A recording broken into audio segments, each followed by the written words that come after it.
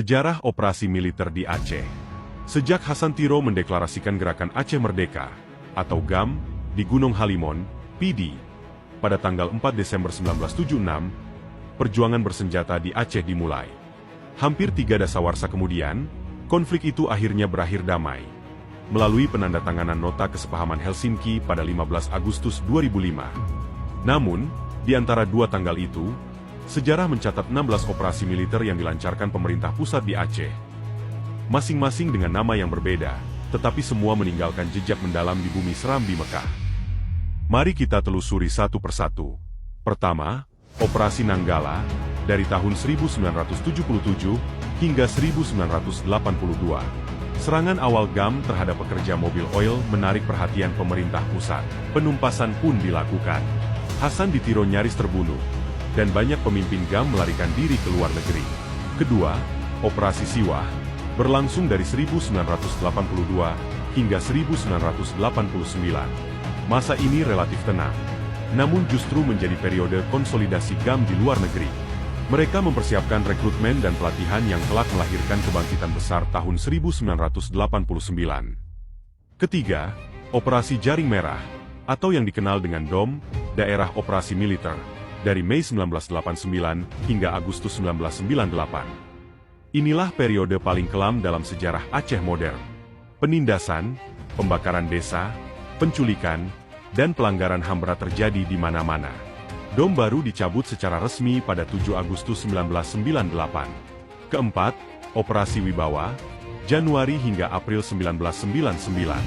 Aceh baru saja keluar dari masa DOM, namun kekerasan belum berakhir. Salah satu peristiwa tragis terjadi pada 9 Januari 1999, tragedi gedung KNPI. Kelima, Operasi Sadar Rencong 1, Mei 1999 hingga Januari 2000. Di masa ini terjadi penembakan terhadap massa demonstran di Simpang KK, Dewantara, yang menewaskan puluhan warga sipil. Keenam, Sadar Rencong 2, Februari hingga Mei 2000. Operasi ini melanjutkan pola represif, memicu pengungsian massal, penahanan, dan pembantaian di sejumlah wilayah. Ketujuh, Operasi Cinta Menasah 1, Juni hingga September 2000. Meski diklaim sebagai pendekatan kultural, di lapangan tetap diwarnai intimidasi dan penangkapan paksa.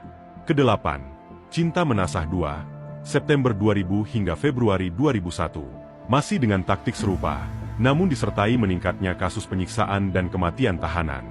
Kesembilan, Operasi Pemulihan Ketertiban dan Hukum 1, Februari hingga Agustus 2001.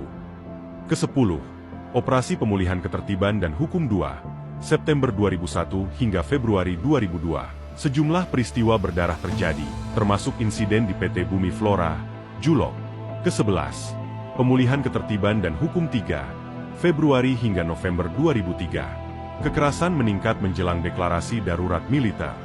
Ke-12, Operasi Darurat Militer 1, 19 Mei hingga 18 November 2003. Pemerintah menetapkan Aceh dalam status darurat militer penuh. Korban sipil meningkat tajam, dan laporan pelanggaran HAM membanjiri media internasional.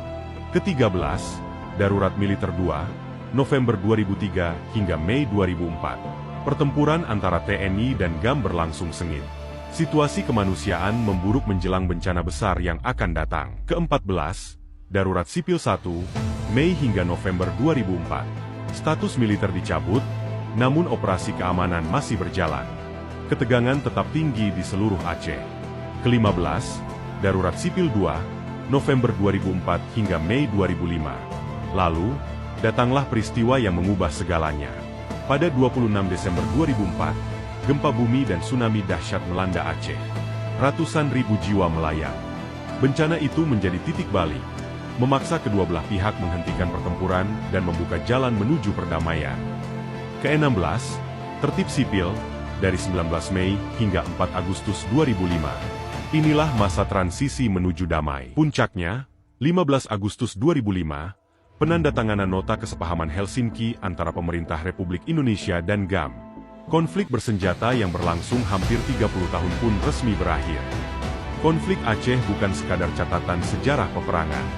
Ia adalah kisah penderitaan, kehilangan, dan akhirnya, rekonsiliasi dan harapan baru bagi rakyat Aceh.